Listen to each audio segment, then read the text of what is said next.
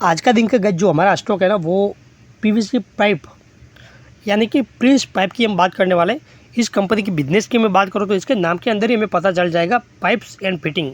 इस कंपनी की हम बात करते हैं तो कोविड के टाइम में गज इस कंपनी की मैं बात करूँ तो 75 पे देखने को मिल रहा था, इतनी गिरावट देखने को मिल रही थी। गिरावट बोले तो 2019 में इस कंपनी वो लिस्टेड हुई थी और तब कुछ इस कंपनी की जो प्राइस की मैं बात करूँ तो कुछ ज़्यादा प्राइस नहीं थी और उसके बाद हमें गिरावट देखने को मिली। तो तब इस कंपनी की जो स्टॉक की प्राइस की मैं बात करूँ तो 75 के ऊपर देखने को मिल रहा था और उसके बाद जो रैली आई आप खुद देख सकते हो 850 इस कंपनी ने टच किया हुआ है 2021 में नवंबर की मैं बात करूँ। लेकिन इसके बाद हमें जो गिरावट ही देखने को मिल रही है और गिरावट की मैं बात करूँ तो लगभग 22% की गिरावट देखने को मिल रही है। अभी मैं बात करूँ तो 22% जी, जो टॉप हाई से मैं बात करूँ तो 22% की गिरावट है। और जो गिरावट है तो ऐसे ही नहीं है कि कोई कंपनी है वो ख़राब हो गई, हमें एक मौका भी मिलता है अच्छी कंपनी के अंदर ऐसी गिरावट में इन्वेस्ट करने का।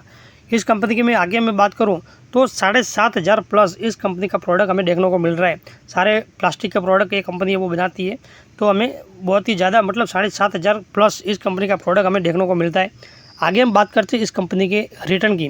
तो इस कंपनी ने 1 साल के अंदर जो रिटर्न दिया है वो कुछ ज़्यादा रिटर्न नहीं दिया है, सिर्फ 7% रिटर्न दिया है। लेकिन 3 साल में बात करते तो लगभग 500%, तकरीबन 500% का इस कंपनी ने जो रिटर्न है वो दिया हुआ है। आगे हम बात करते हैं तो इस कंपनी ने पीवीसी पाइप सेगमेंट है इसके अंदर 5% मार्केट कैप्चर करके रखा हुआ है इस कंपनी ने। आगे हम बात करते हैं तो इस कंपनी की जो प्लांट की मैं बात करूँ, मैन्युफैक्चरिंग प्लांट की मैं बात करूँ तो 7 जगह पे देखने को मिल रहा है।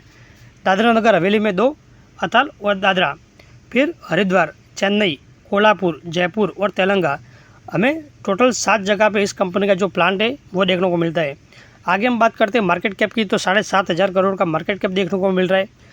आगे हम बात करते हैं रेवेन्यू की तो 2019 में इस कंपनी का जो रेवेन्यू था वो 1500 करोड़ था और 2023 की मैं बात करूं तो कितना हुआ है 2700 करोड़ इस कंपनी का रेवेन्यू हमें देखने को मिल रहा है। आगे हम बात करते हैं इस कंपनी के प्रॉफिट की तो 2019 में इस कंपनी के जो प्रॉफिट की मैं बात करूँ तो 82 करोड़ था और अभी 2023 में बात करते हैं तो कंपनी का जो प्रॉफिट है वो 121 करोड़ देखने को मिल रहा है। लास्ट ईयर से मैं बात करूं तो एक हमें भारी गिरावट देखने को मिल रही है। लास्ट ईयर की मैं बात करूं 2022 में तो कंपनी का जो प्रॉफिट था वो 250 करोड़ था, लेकिन हमें इस साल गिर के 121 करोड़ हुआ है। और इसका रिजल्ट भी इस कंपनी के डायरेक्टर ने बताया हुआ है कि पीवीसी जो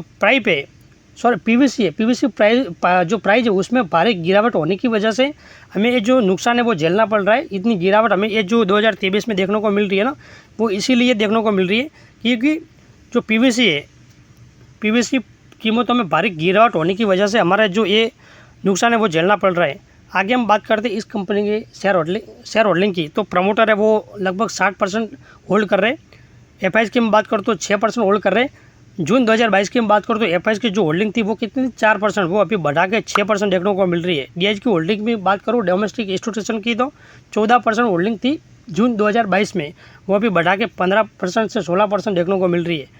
और पब्लिक की 18% से घट के अभी 17% देखने को मिल रही है।